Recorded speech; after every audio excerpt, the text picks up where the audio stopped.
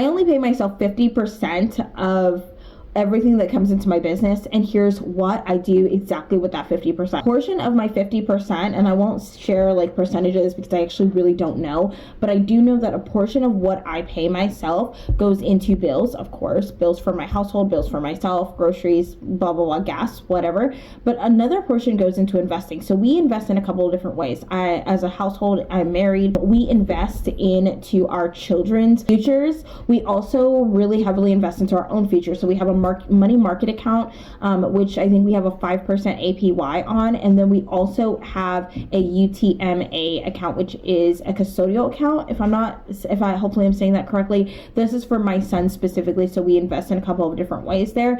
And then I do have a retirement savings as well that comes out of that 50%. So out of that 50%, I'm paying my bills, right? A portion of it goes to paying bills. A portion of it goes into my child's future investment. So this way, when my child is 18, my child will leave my house with hundreds of thousands of dollars in their bank account. I will not say the exact amount that my financial advisor and I had worked up, but it's a good sum because I want my child to be financially literate in the future. Then we have a portion, again, just to reiterate, that is going towards my own investments for my own life, my own future, and then of course retirement.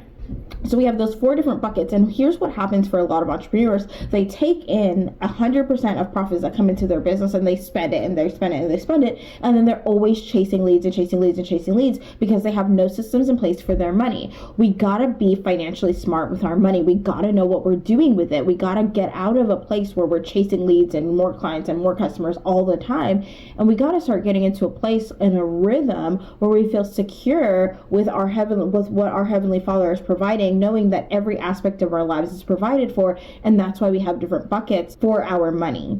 So there's not like, oh, I've been forgetting to save for taxes. No, I have that. Or, oh, I don't have any money for retirement. I have that in place, right? I give a dollar amount every month to my financial advisor for my retirement accounts. Why do I do that? Because I don't want to get to 65 years old and be like, oh, I don't have any money. You know, I gotta have that put aside. And so that's what I do with my money when it comes to the 50% that I personally pay myself.